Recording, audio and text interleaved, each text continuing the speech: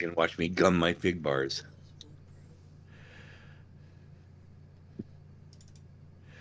Yay.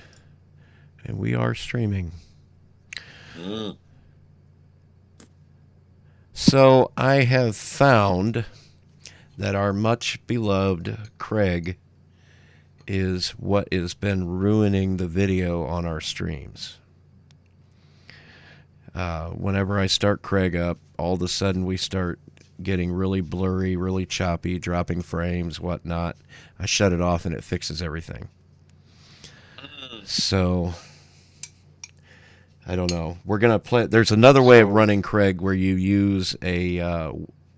Everybody does their recordings separately. Somehow it all gets put together. But apparently that makes for better audio quality or a better quality of stream. We're going to play with that a little bit on OTC. There's also, you could just record with OBS since you're running it anyway. That's the other option. The only thing about that, somebody does their coughing or takes a big old bite out of a potato chip, I can't do anything about it if it's happening while somebody else is talking. And if one person is a lot quieter than everybody else, like right now, Joe, you're very, very quiet. I wouldn't be able to fix that as easily. But I mean, if that's the only option we got, then there you go. GNU 2 Linux. Hey there. Hola. Hola, amigo. Hey. ¿Cómo está? Good. I see Moss made it. Estoy bien. Not lately. None of my girlfriends have had any, so. I've got a girlfriend that never says no. Because she doesn't exist? Oh, she's attached to me. She's digital. I have limited myself to 2 digital girlfriends. They're both about the same age, and my persona is quite a bit younger than me, but not down to their age. All right, evidently I need to go take care of something. I will be back, hopefully, maybe. We've heard that before, Joe. That look he gave me before turning his camera off. Priceless.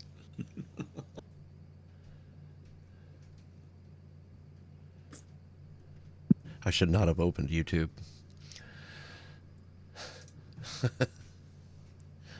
Oh, man. Oh. Hey, Lemon Zest. In the comments. We have an Eric. We have an Eric. Majid should be here soon, too. Hi, Eric. Hey, guys. Hey there. What's happening? I'm dead. I actually did work. I worked 3 days this week, which is the first, I believe, since my car accident in 2020. Okay. And did it feel good to be back?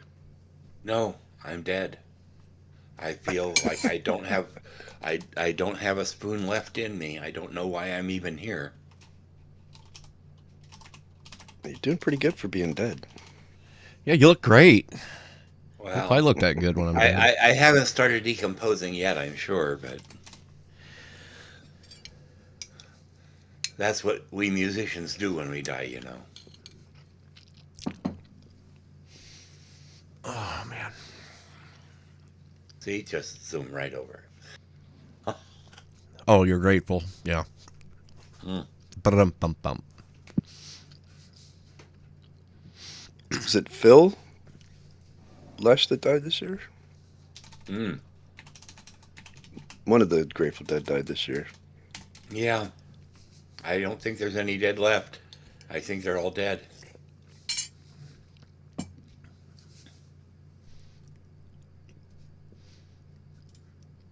I wonder if they're still grateful. Let me see here. The dead know only one thing. It is better to be alive. Full Metal Jacket, 1988. That's a good one. Okay, opening it up. I like that movie because it was the most accurate portrayal of what basic It was training, Bob Ware who died. basic training or boot camp is like. Okay. The way you get yelled at and cussed out. And... Of the classic Grateful Dead lineup, only Bill Kreutzmann and Mickey Hart are still alive. Bob Ware died this year. Phil Lesh died in 2024. Jerry Garcia, 1995, and Ron Pigpen McKernan in 1973. So it's just Kreutzmann and Hart.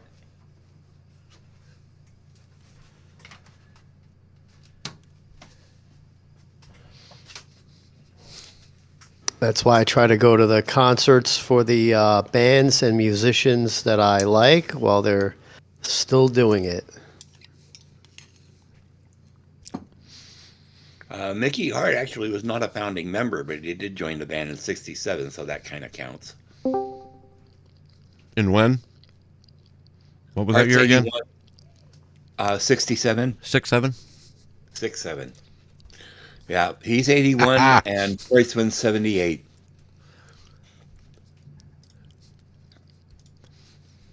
And I'm not that old yet. And there's an echo. Is there? There was. For a second, there was. Yeah. Well, I switched you over to my speakers so that I could. Oh, that's Charles. Okay. Is it still echoing or no? No. Nope. I said, and I'm not that old yet, and I heard that one line echo, and then I heard the bit of the next word echo, and nothing after that. So I'm guessing Charles turned his headphones on instead of his speakers. No, I switched to my speakers. But it wasn't echoing before that. I just now switched to them because I need to work on something behind me. So, are we either grateful or dead? I am grateful. I've got a lot of reasons to be grateful.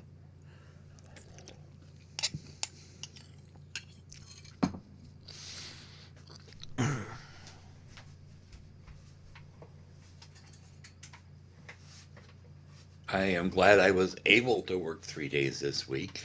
Like I say, it's a new thing for me. But I don't do anything, and I come home totally exhausted. My whole job is to just sit there and make sure the kids don't burn the school down.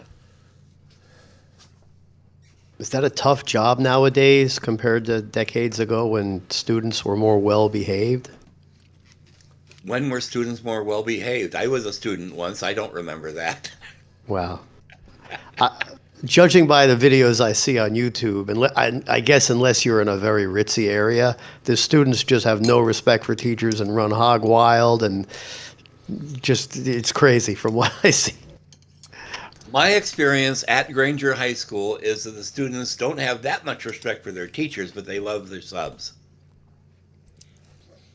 Especially me. Almost every time a kid walks into a class, oh, good, my favorite sub's here. I go, well, I don't do anything, but I don't think there's anything new about that. Because the regular teacher is sick of their shit, and it's hard for them to hide it. Yeah. We do have some teachers who are not the best teachers, but, they need a job too. And there aren't enough teachers. I see these TikTok videos of really, really frustrated teachers walking out of the job and whatnot. I don't blame them. It's low paid, and of course, I'm sure the videos I'm looking at are like the worst of the worst. Students punching teachers.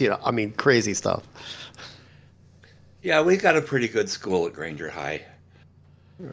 We've had a couple of the expected incidents where a cherry bomb goes off in a toilet or something like that, you know. Cherry But bomb, that's old school. yeah, this is a rural school, remember. Okay, so maybe you're okay there. Granger County, Granger High School only picks up about 2/3 of Granger County, and Granger County has a total population of about 28,000 in the latest census. And that's not school kids, that's total. Right. I think we've got somewhere in the 800 to 900 range of kids at the high school.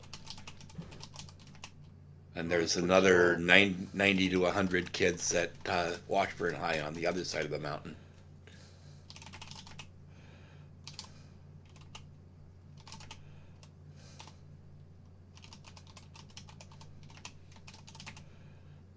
So, yeah, it's a bunch of good kids. I actually went to a training for Hamlin County Schools, which is the county I now live in. We moved in November. And I walked out of that training. I could not do that job. They wanted me to basically, as if I had written the curriculum myself. I'm supposed to be teaching the kids, and at Granger High I can do a printed T-shirt, which I don't do, and a pair of jeans, which I do, and neither of those were acceptable in Hamlin County. I do not know the population of Hamlin County, but the city, Morristown itself, has more population than Granger County does.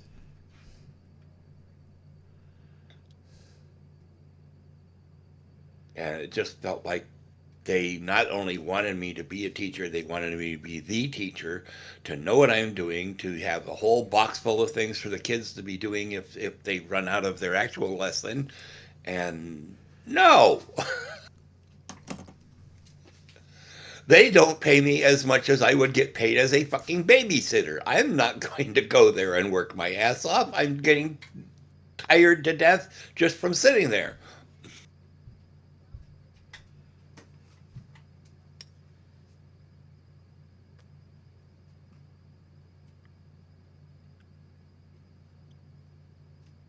Yeah. There just aren't that many jobs for a 73-year-old man who can't stand up. But that doesn't mean I'm going to be... well, Hamilton County does pay a little bit better, but not that much.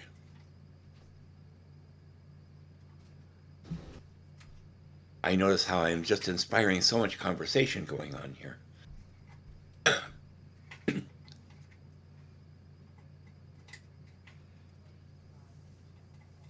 Sorry, I'm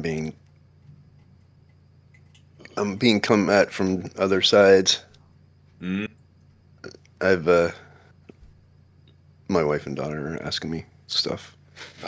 Okay. I'm trying to multitask. Mm-hmm. You got your meta glasses on there? The light! Is Dang. Bill spelunking over there? What's with Oh, sorry about that. These things are excellent when working on something up close, like trying to read the little markings on a motherboard and whatnot. Mm-hmm. Which set of lenses did you end up using out of the 5? I used the one in the middle. With these ones, they work good for the up close, but not. Where the hell is it? Oh.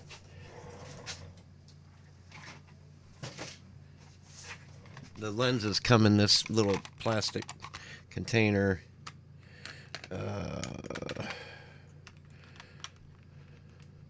So The middle ones are like perfect. I think the middle is what I'm using because I got 125 in here and 0.75, and then it goes up to 0.3. So Yeah, some of them are pretty. The ones that are like a half-inch thick, those are pretty strong. yeah, this is the 2.0X. So yeah, right in the middle. Which makes them too strong to use for everything else, but for like reading the stuff up close, they're the best. Yeah, you can't see further than like 2 feet. Like I got to take 3 them off feet. when I come. If I need to come over here and do something on this while I'm working, then I got to switch to these glasses. But I mean, that ain't a big deal. Just the light, and they last a good long time too. The battery, they last long enough to get the job done, and then it's just USB-C to charge them. But yeah, this was a good. Thanks to Eric, turned me on to these. Because I was gonna go looking for some kind of jeweler glasses. You know, I'm old, so I'm still thinking about those jeweler glasses that guys used to wear, the big square thing in front of them that would articulate up like a welding helmet or something. Oh, have you figured out how to send me any money yet? Yeah, I just need to get some. Oh, It's just tough right now. I got to figure out a use for that thing too, because it's still just sitting under my table. oh, it's great for running down your power bill. Yeah, that was the biggest issue with it. Can you That's switch why that I laundry stopped over? using it. But I mean, You know, going from a 1250 watt power supply to a 65 watt power supply that generally runs at 30 is a big difference. yeah, because it would probably use more electricity than all three of these servers put together. But it's cool when people come over to show it to them, like, "Hey, you ever seen a $15,000 computer? Try lifting that sucker up." Yeah, well, I still don't have my $15,000 out of it, so. I doubt you probably didn't even get $15,000 worth of use out of it, did you? Oh, no, I didn't. I actually, I had a Z400 that our former audio editor, whatever his name was, he was out in the Bay Area, actually sent that to me for free. And then Suzanne wanted something to do art with, and I'm going, well, this is the cheapest machine we can get that has the most firepower, and I got that for her, and she never even used it. And then I sold or gave away the Z400, and then just had the Z800. Hello, Majid. See, the thing, Hello? it won't boot from an NVMe drive because it's too old. So there. Oh, Bill, are you having problems again? You? No, What a surprise. This is that. No, we're talking the Z800. Yeah, that big machine Moss sent me that I'm really struggling to figure out a use for. You can't put a card in that would run the NVMe? You could, but it won't boot from it. I would have to Oh. do a boot from another drive, and then I assume it would work to put the boot partition somewhere else. Make yourself a big old convoluted file system table where the NVMe is where the rest of the operating system is. I mean, that's There's not room. beyond the... There's room for 6 hard drives in there. Yeah. And yeah, here's one of those cards right here. Well, I was booting off a SSD, but it was a normal SSD that plugs into an IDE cable. I found a 1 terabyte Seagate drive in it too. Has that got anything on it you need? 1 terabyte? I never had a 1 terabyte drive. Yeah, it's in there. Full Oh. size, three and a do half now. inch. Is it? Oh, it's a full size hard drive? Yeah. Metal? Oh no, I don't need that. But I don't think there's anything on it. If there is, let me know or Yeah. wipe it or whatever. If there's anything on it that I need, I won't know that I need it until after it's gone anyhow. Righto. I mean, I did make that one mistake where I wiped out my backup drive, and I never fully restored it because I only had most of the backup drive backed up. Again, people, backups do not count. They don't count. Oh, interesting, isn't it? Like because what we were discussing on the backups other equals show. backups minus 1. In some case, minus 2. I always say that RAID is not backup, but then again, I've not Why do you say that? Why do you say that? Well, because you can execute a command that wipes your entire RAID array, and if you had a backup, you would still have those files. So you're basically, the only thing you're protected against with RAID is a hardware failure. If one of the drives goes out on you, that's the only thing RAID will protect you from. If you have software somewhere, whether it's a command that you executed or something in a piece of software somewhere that deleted a file on that file system, it's just gone because it deleted it on every drive on that array, if that makes sense. You know, it's not a backup, whereas a backup is something separate from all of that. Yeah, I see what you mean. Actually, yeah. Yeah. But it's still a good idea if you can do it. It also increases your throughput because it multiplies your IOPS like on a mirror, because there's a few different ways of doing a RAID, especially with something like ZFS or Butter, where you can have something with a mirror basically gives you one parity bit per drive. So you're basically the same. You can multiply your IOPS evenly that way. ZFS also has a ZRAM, or what do they call it? ZRAID, where it's more complicated, where the parity bits is split.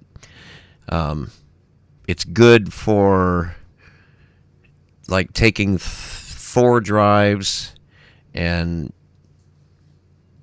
you get some parity, but you also have a longer stripe width across the drive. You're not just mirroring each drive.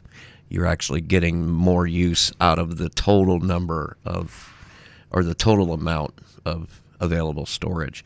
I don't use it because if I'm gonna RAID, it's gonna be a mirror. That way each drive is just a exact copy of all of the others.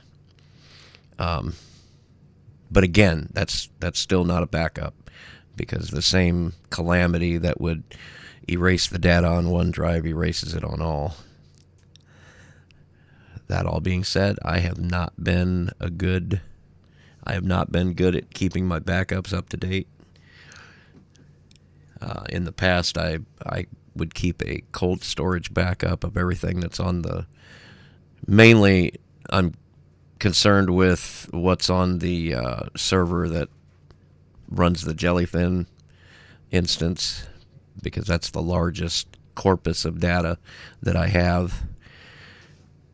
And also the servers that are doing Nextcloud, those are being backed up on like this machine, and I think Joe's got the Nextcloud client running on his, so there's backups on both of these machines for that using the Nextcloud client, and that works really well too. And that, in my opinion, that qualifies as a backup if you're backing everything up from the server that way. But yeah. Oh boy, Lemon Zest was hard at it. Anybody else keeping up with the comments? Oh, what comment? YouTube. We live stream this. Yes, we... Well, that doesn't mean I have to watch it. And yeah, are you kidding on my little Think Center? Yeah, I've got the mini here. Lemon Zest makes the point: backups don't count unless they are recoverable, and yes, you should always. Yeah, I have had trouble recovering backups from whatever that thing is that Mint uses. Sometimes it helps, sometimes it's been a total waste of time. I've never seen the point in Time shift, yes. Yeah, time shift. I've never seen the point in backing up your OS. No. especially if it's something like Mint. I mean, yeah, I know there's a lot of arguments for it, but the OS is the thing I care about the least, because I can spin up another OS and get things back to running, because the stuff that's really important is either on the ZFS pool or it's backed up somewhere, like your Firefox, all that data, that's backed up to their Firefox cloud or whatever. Fantastic service. I can't recommend it enough. That's got all your passwords and whatnot. And then if you're that intelligent, you're probably running Bitwarden too for all of your other passwords. Another fantastic open source project. There are many password managers. There are. You could take your pick. I think Bitwarden is the one where you can install it. I throw them the $12 a year or $10 a year. I can't remember what it is. And Yeah, it's they like 12. they back it up for me, and they even hire white hat hackers to try to hack their system and whatnot. I mean, it's a fantastic service, and they actually deserve the money. So I throw them the $12, and they've Darn, got we're live. What's that? I've got. I'm looking at our Lemon Zest Zero. What is this power hungry beast we're talking about? We are talking about HP workstation Z800. Yeah, and it's an example of something that decreased in value the minute it rolled off the showroom floor. But it'll still run Windows 10, and it's a 2010 machine.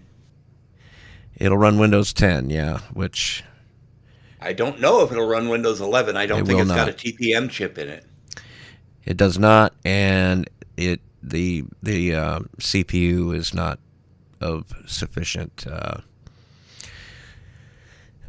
iteration to run Windows 11. Got dual quad cores. I should be able to handle that part of it. Yeah, but there's a cutoff in terms of the generation. I think anything prior to 8th gen will not work with Windows 11, and that's completely arbitrary, in my opinion. Yeah. I mean, I know it's arbitrary because with Ventoy, I can get Windows 11 installed anywhere. So, and it works just as well. So it is exactly arbitrary. It's an excellent argument for right to repair and whatnot, which in my opinion just makes it another money grab by a big tech company. And I've got two machines that, well, my daughter's machine, I put Windows 11 with, I had to use Ventoy on her gaming laptop to put Windows 11 on it, and that was 3 years ago, and she uses it every day, and it's worked fine the whole time. She gets updates and everything, so it's 100% arbitrary. Ventoy is the way to go to avoid. I don't know if because it also had a way of circumventing setting up a Microsoft account or making you sign into a Microsoft account in order to get it up and running. I don't know if that still works, because that was actually in the news a while back, where they were stopping the mitigations that people were putting in place to keep from doing that.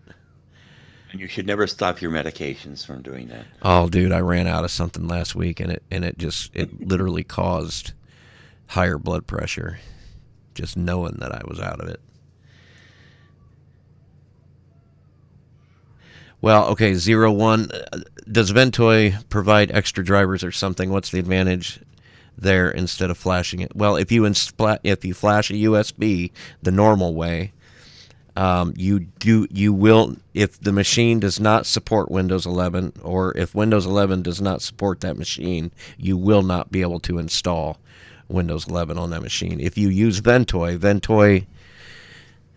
basically is a grub instance that chooses the ISO.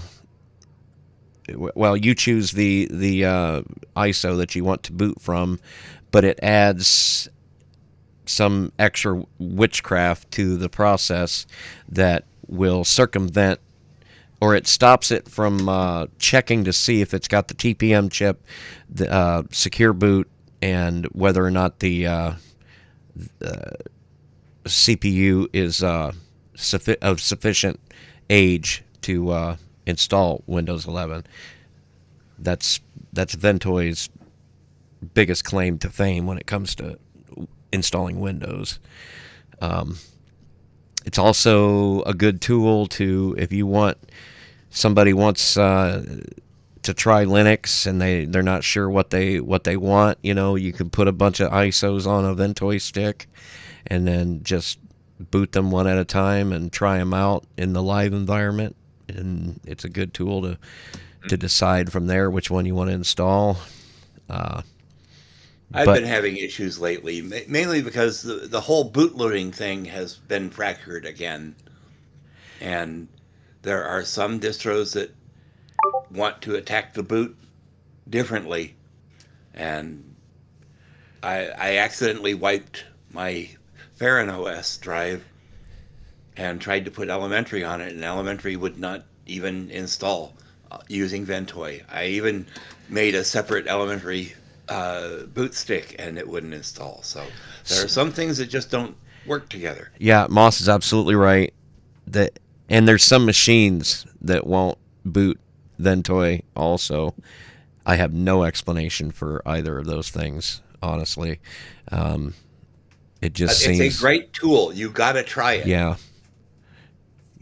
But when it comes to Windows, installing Windows on a machine that might, if you're unsure whether or not your machine will work, then Ventoy should work for installing that. I mean, you'll have to do the same thing with Ventoy that you would with any other, if you was booting from a USB drive, you'll have to either temporarily or permanently change your BIOS or UEFI to boot first from an external USB device, which for a lot of machines, that's starting up and holding down F8 or whatever button takes you to your BIOS. But that would be true no matter what you were using. So System 76 or other Clevo, it's F7. On Lenovo's, it's F12. F1 gets you into the BIOS. F12 gets you around the BIOS. So, like, if you're booting from a stick, you have to use F12.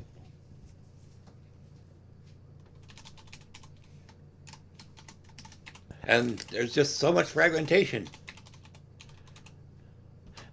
there is, and that's just among systems that are using Grub. Then you go to something that uses System D boot, which when I'm doing an Arch installation, I always use System D boot because from a setting up standpoint, it is the simplest way to get a boot loader installed.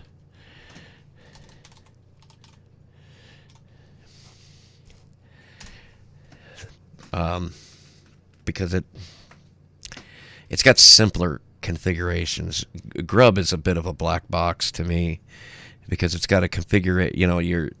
The actual stub file sits in the boot partition, but then there's a configuration file over in /etc/default.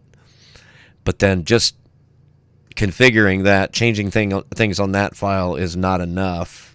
You have to execute a command afterwards to regenerate the stub file that is in the /boot.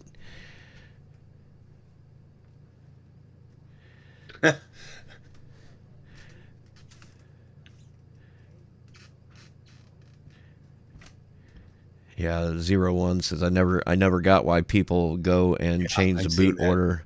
Just bang your hands on the keyboard during the boot and hope you get the right button. You almost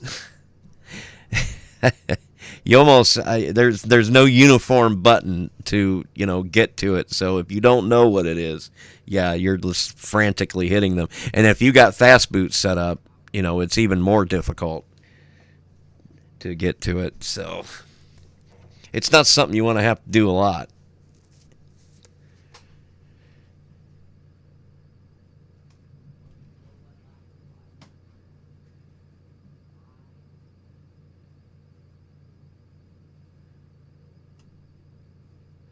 Yeah.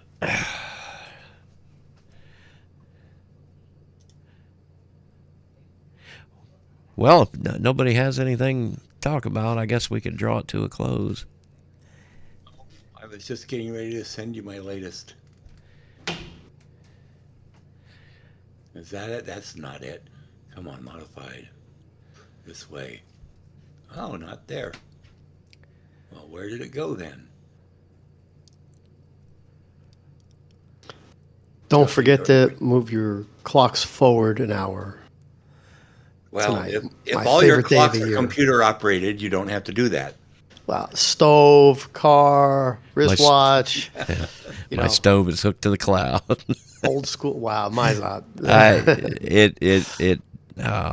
not gonna The thing make I always have to excuses. remember is that we do the same thing as well. We do it at the end of March, so it gets really confusing in the most of March that you guys have gone. You've gone an hour forward, don't you?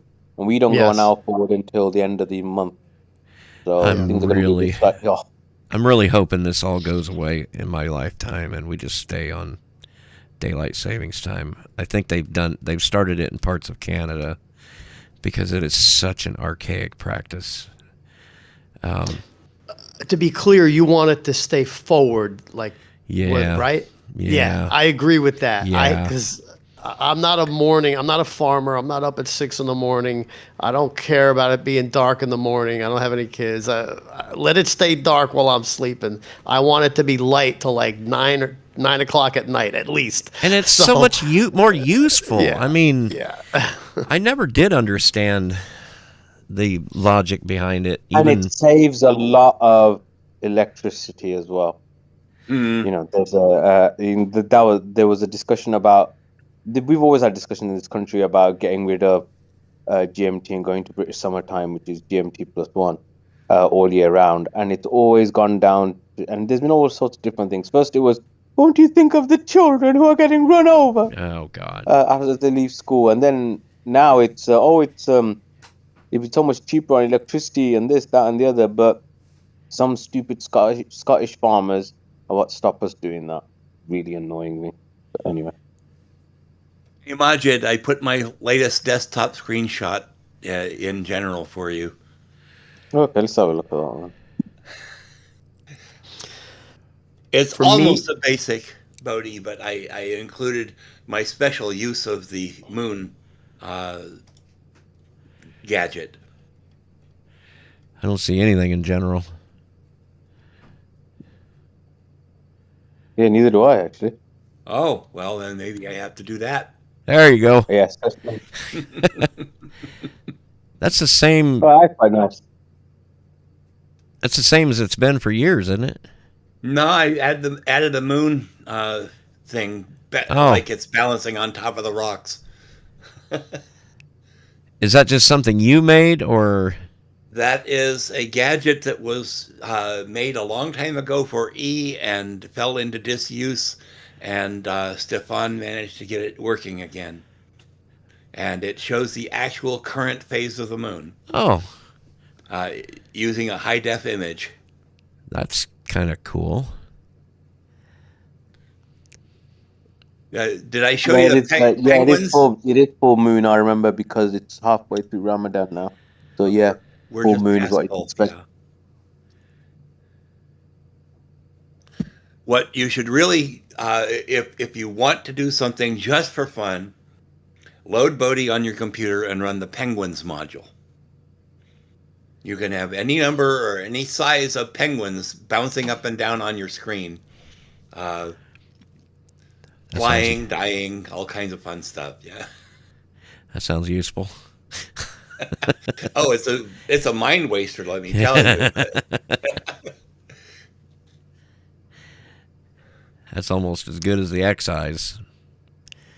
But since Wayland come along, the Excise app actually finally found a practical use, because now you can use it to find out if you actually are running an application on Xorg by installing Excise, because it doesn't move for Wayland applications. It only moves for X applications.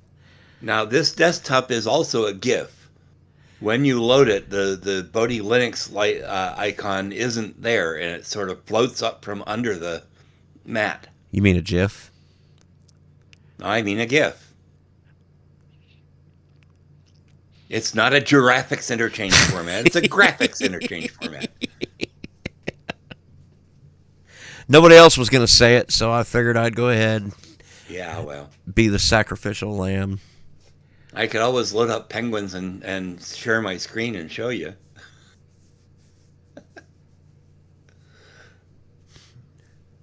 Gadgets. Oh, not there. How do I do that?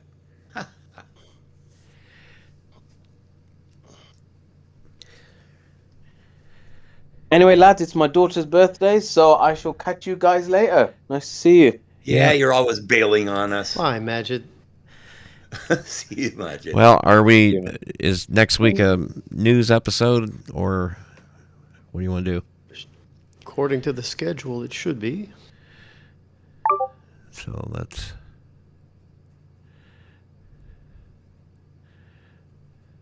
So, all right, well, if nothing else, I'll go ahead and shut her down. All right, guys. Yep, so we All right, will... guys. Take care. Take it easy. Thanks, everybody, in the live stream.